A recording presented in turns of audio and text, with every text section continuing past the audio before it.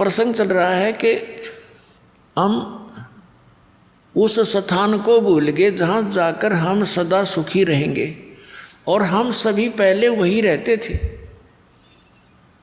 अब कई भक्त अज्ञानतावश भोले भाले जिनको ज्ञान नहीं, वो ये प्रश्न किया करते कि एक बात बता, जब सारे ही यहाँ से चले गए तो यहाँ कौन रहेगा?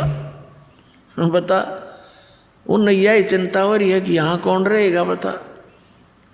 अरे यहाँ यूँ तो एक पत्थर है, घूमता रहेगा, हमने क्या ठेका ले रखा है पृथ्वी का? ये मंगल ग्रह जो चांद और ये सारे धक्के खाने लग रहे, ये फिर जाएगा। हम अपने सतलोक में चलेंगे, इसकी हमने क्या करना? ये तो जिसका हुआ आप संभालेगा इसने। तो कहने का भाव ये है कि हम इतने रंग गए यहाँ पर। जैसे एक भक्त भोला बाला, उसके घर उसकी पत्नी बहुत बीमार थी, पर बहुत समस्या में थी, हर तरह से तकलीफ थी।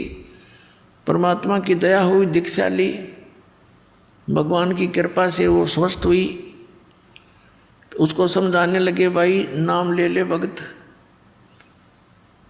नहीं तो भक्ति ना करने से पशु बनोगे, झोटा बनेगा। वो झोटा बुग्गी ले रहा था, उससे कहा भाई फिर झोटा बनेगा तो इन्होंने बोला महाराज जी झोटा भी तो बनना चाहिए, फिर बुग्गी में कौन चलेगा? इसने बुग्गी की चिंता हो रही। मैं कहा अच्छा भाई तो बुग्गी खातिर कर ले काम। फिर उसे उपदेश ले लिया उसने, लेकिन हमारी धारणा ऐसी बनी हुई है कि यहाँ ऐसे कैसे होगा। तो पुण्यात्माओं, परमात्मा की इस मार्ग को बहुत गहराई से समझो। जिस उद्देश्य से परमात्मा स्वयं आते हैं उस अच्छे लोक से इस गंदे लोक में आपके लिए, तो ये कितना इम्पोर्टेंट काम होगा। एक ऐसे वैसे तो भगवान इतनी दूर से आए नहीं, आपको ये ज्ञान देने के लिए कि तुम यहाँ के रहने वाले नहीं हो, सतलोक में एक बहुत सुख है, और जिस सुख को तुम यहाँ खोज रहे हो ये तुम्हें 1000 लाख करोड़ वर्ष खोजते रहो तो नहीं मिले, एक जन्म की तो बात छोड़ो। और यहाँ क्या हालत है तुम्हारी, उससे हमें परिचित कराते हैं। उधर से काल के दूत भी अपनी खूब काल प्रेरणा से अज्ञान का प्रचार स्प्रे कर रहे हैं जगह जगह। अपने आत्माओं, परमात्मा ने आकर हमें इसलिए ये ज्ञान दिया क्योंकि हम उनके बच्चे हैं, और ये जो काल हमारा दुरुपयोग कर रहा है हम इसके बच्चे नहीं हैं। अपने बच्चों को कोई ऐसा दुखी कर सकता है? किसी की टांग कट गई, किसी की आँख फूट गई, और किसी का हाथ कट गया, किसी का बेटा मर गया, किसी की बेटी मर गई, कोई कैंसर से पीड़ित है, कोई पशु पक्षी बनकर गधे कुत्ते बनकर बिष्टा खा रहे हैं, टट्टी खा रहे। तो ये कोई अपने बच्चों को ऐसे दुखी कर सकता है? तो इस भगवान को हम अपना मालिक मान सकते हैं? यहाँ का जो स्वामी है ये काल है, इसका उद्देश्य हमें पीड़ित करना और विचलित रखना है, भ्रमित रखना, ताकि इनको भगवान का ज्ञान ना हो जा और कहीं ये भाग ना जा। तो उससे पहले ये अपने संत भेज के हमारे वो भी बच्चे परमात्मा के वो संत हैं, या जैसे भी उस काल का फंस गए, वो उस अज्ञान के मास्टर बन गए, उस अज्ञान को जगह जगह प्रचार करने लग गए। भोली आत्माओं ने उनको संत महात्मा मानकर उनके एक एक वचन को शिरोधार्य कर लिया। अब ये सच्चा ज्ञान जब आता है तो वो पुराना पेंट उतरता नहीं जल्दी सी। तो दास के ऊपर दया करी परमात्मा ने कि पहले इन सभी सदग्रंथों का ज्ञान करवाया, और फिर इन संतों के वचनों को देखा कि ये क्या बताते हैं, हमारे सदग्रंथ क्या बताते हैं।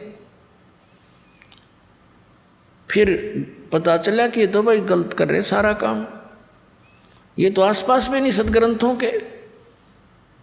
1, 2, 3, 4, 10 सैकड़ों की संख्या में इन संतों को के इतिहास को, इनके ज्ञान को दास ने पढ़कर देखा। शायद ये तो अच्छा महात्मा दिखाई देता है, इसका शायद ठीक मिल जाए। फिर जो चले गए यहाँ से महापुरुष, जिनका बड़ा बोलबाला था, ये मैं ऋषिदानंद जैसे नकली, इनसे बड़ा प्रभावित था दास। और दास ने इसके सत्यार्थ प्रकाश को इस उद्देश्य से इस तत्व ज्ञान की प्राप्ति के बाद पढ़ा। पहले भी पढ़ते थे, पहले समझ में नहीं आता था कुछ भी कि महापुरुषों की वाणी हम नहीं समझ सकते, ये सोच कर रख देते थे इसको। ऐसे इन पुराणों को रख देते थे, भाई ये तो भगवान की माया है, हम क्या समझ सके।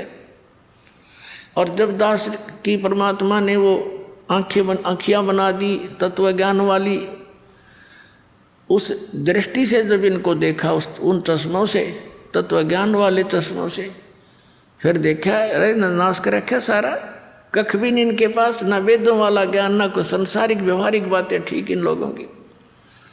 तो बड़ा चिंता का विषय बना। और इस सत्यार प्रकाश को दास ने इसलिए पढ़ा था कि ये महापुरुष का लिखा हुआ है, और इस महापुरुष के विचारों को सभी मानते हैं, और हो परमात्मा दया कर दे और कबीर परमेश्वर के वचनों का समर्थन मिल जाए, तो मुझे ये ज्ञान आगे बढ़ाने में घड़ी सुविधा हो जाएगी कि देखो सत्यार प्रकाश में महर्षि दयानंद ने भी ऐसा ही बोला है। अब देखा तो महर्षि दयानंद ऐसा नकली पाया को देखा को नहीं, मैंने तो तेरा गजब भैया, एक भी व्याख्या वेदों और किसी से भी नहीं मिल रही, सदग्रंथों से, तो बड़ा दुख हुआ। तो इसलिए फिर जनता के सामने रखने शुरू किए कि ये ओरिजिनल नोट है, हमारे सदग्रंथ तो ओरिजिनल नोट हैं, और ये डुप्लीकेट नोट हैं इन संतों के, जिनको तुम ओरिजिनल मान करके ग्रहण किए हुए हो। अब प्रारंभ में तो दास को बड़ी कठिनाई का सामना करना पड़ा, क्योंकि श्रद्धालु लोग ये कहते हैं कि किसी की आलोचना नहीं करनी चाहिए, अपना ज्ञान बताओ।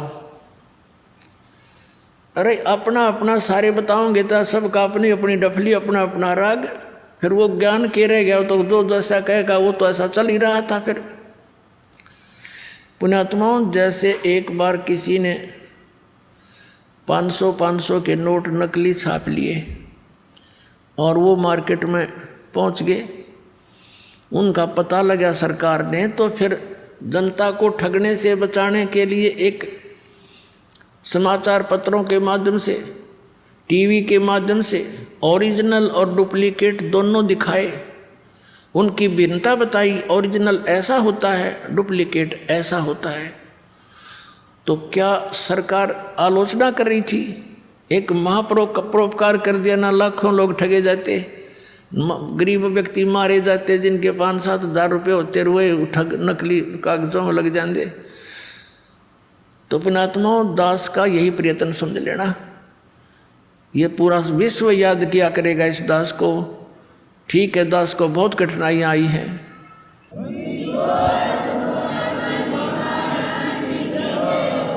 इस सच्चाई को ऊपर लाने के लिए, इस ज्ञान को उठाने के लिए सहयोग तरह कबीर भगवान का, लेकिन दास उसका बैल है और उसी के सहारे से इसको गाड़ी को खींचकर पटड़ी पर चढ़ाया है।